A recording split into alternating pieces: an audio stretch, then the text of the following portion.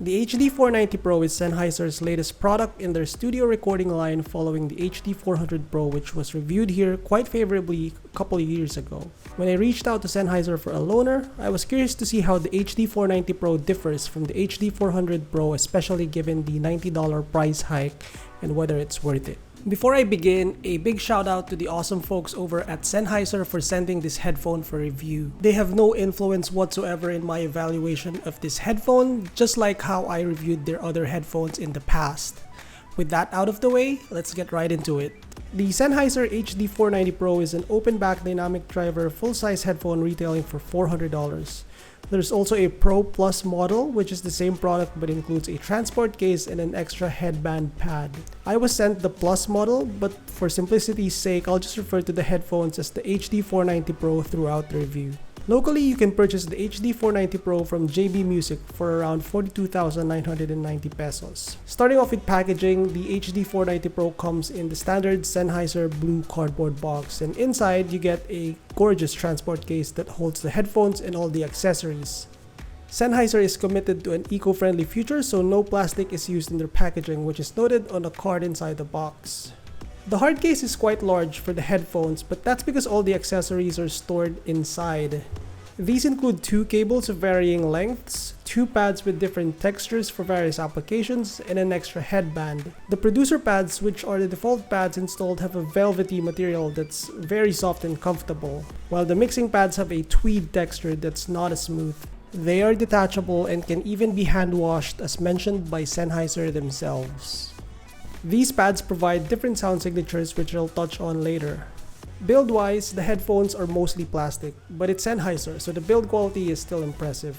The design is a bit different from their other lines though, like the 500 or 600 series. Most notably, the headband design features these foam nuggets for cushioning, and the ear cup mechanics are looser than their other models. The single-sided connector offers flexibility, letting you plug it into either ear cup. A cover for the unused port adds a nice touch. The cables feature standard mini XLR connectors with a slight wiggle near the base to reduce microphonics, which is handy when the cable brushes against your clothing.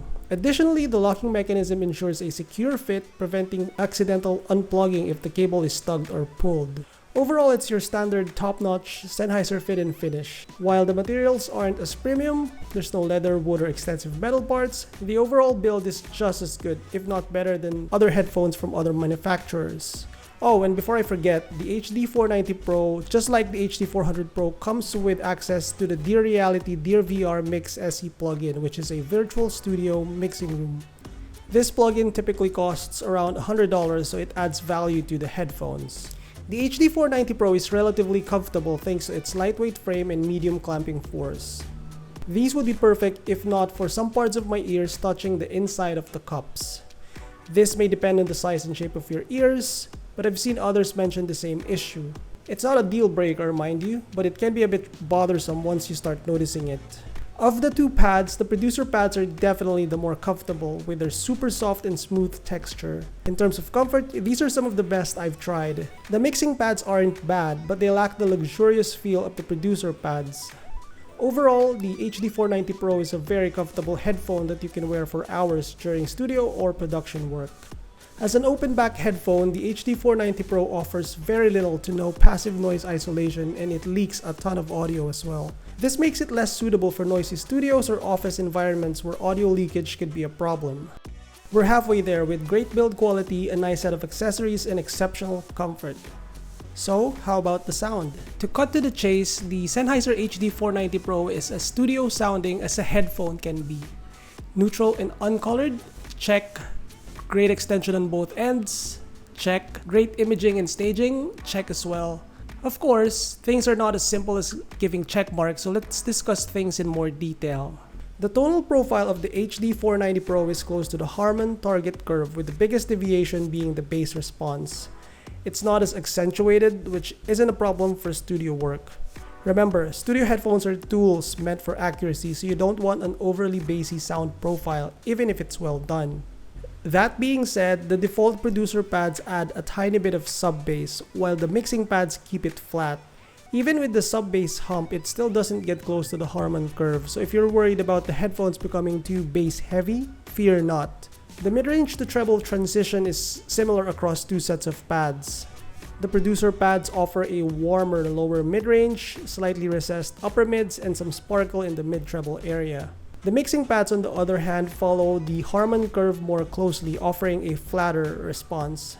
The difference between the two is really subtle and comes down to how you perceive those nuances. Personally, I prefer the mixing pads, but I'll circle back to that after discussing the rest of the sound impressions. From a subjective standpoint, the HD490 Pro performs well. The staging and imaging are decent. No, not HD800S's level, but it's wider than the HD600 series. I'd say it's very comparable to the HD400 Pro, if not a bit larger. If you value soundstage, you'll be satisfied here, especially given the price. For a studio-focused headphone, the HD490 Pro performs similarly to the HD400 Pro, if not slightly better, as it should be considering their price difference. It's not overly romantic sounding, but it's not as dull as the NDH30 from Neumann or older Beyerdynamic DT880. While the dynamics are a bit soft, the sound is incisive and tonally accurate enough to enjoy for casual music listening. I'd say the presentation leans a bit on the dry side, which seems intentional for studio use. For music listening, the HD490 Pro's standout quality to me is its vocals. It doesn't offer the same lushness as the HD600, HD650, and 6XX series, but the vocals have just the right balance. Not too forward, but just right. Returning to the pads comparison, I prefer the mixing pads because they deliver a more cohesive sound.